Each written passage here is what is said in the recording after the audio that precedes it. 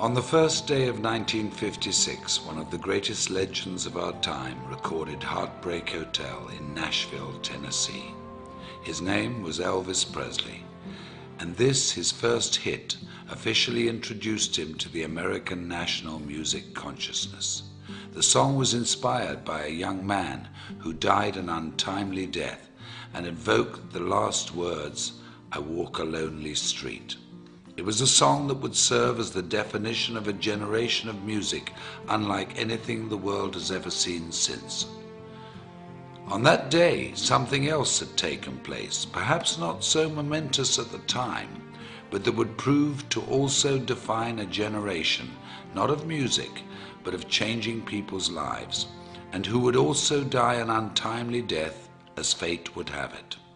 On January the 1st, 1956, in a gritty little neighborhood tucked away in South Los Angeles called La Mirada, Mark Hughes was born. His life was fairly unremarkable. Born to Joanne Hughes and raised by her and Stuart Hartman, whom she married, Mark was probably reared much like many of us.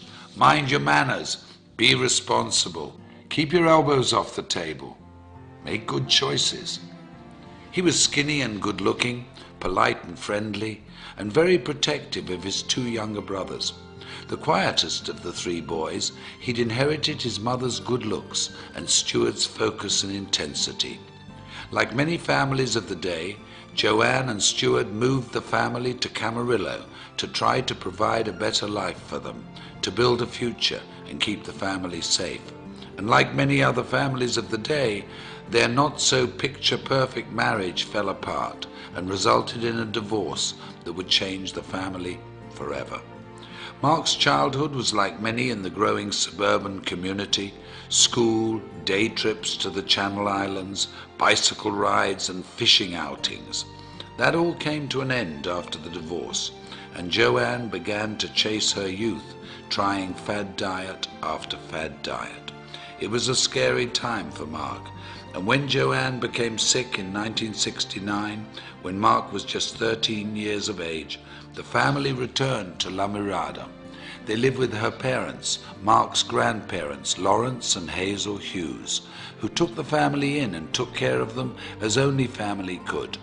But despite their best efforts, and with Mark's never-ending grief, Joanne died of complications from the deadly combination and steady use of weight loss and sleep aids. Mark was only 19 years of age. It was then he decided he would make a difference in the world, with his mother as his beacon, and the goal of preventing what had happened to her happened to anybody else. While fundraising for a California youth group, Mark had found his calling. He was charismatic, charming and persuasive. He'd even convinced then Governor Ronald Reagan to part with $500. And with the taste of success in his mouth, the goal of changing lives through better health as his objective, the idea of personal financial freedom, and the memory of his mother in his heart, Mark Hughes entered the world of direct selling and network marketing. In 1976, Mark began selling Slender Now diet products, quickly becoming one of their top 100 earners. When the company collapsed in 1979, he sold exercise equipment and weight control products for Golden Youth, another direct sales organization. And when Golden Youth also failed, Mark decided to start his own company. Intrigued by the Eastern philosophy of herbal medicine, combined with the vitamin and mineral technology of the West, he co-developed a line of products that promised a bold 100% satisfaction guaranteed or your money back. At 24 years of age, Mark Reynolds Hughes, having taken his mother's maiden name, introduced Herbalife in the United States and single-handedly rewrote direct selling history. Unremarkable turned quite remarkable, if you ask me.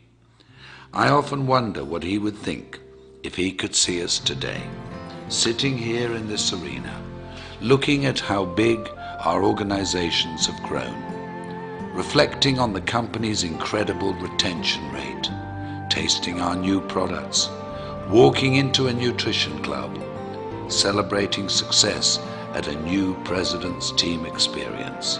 How proud he would be. How incredibly happy we would have made him. I know in my heart, as many of you do in yours, that his light is what has made this possible, that his vision is what fuels us, that we are forever changed because of his influence on us and his belief that despite what we may think of ourselves every now and again, we're truly remarkable human beings. What a gift we've been given. What an incredible, invaluable, unique gift. I had this incredible dream when I wanted to start the Herbalife company that we could help people lose weight and we could help them do it safely, and they would have not just hope, that they would have reality.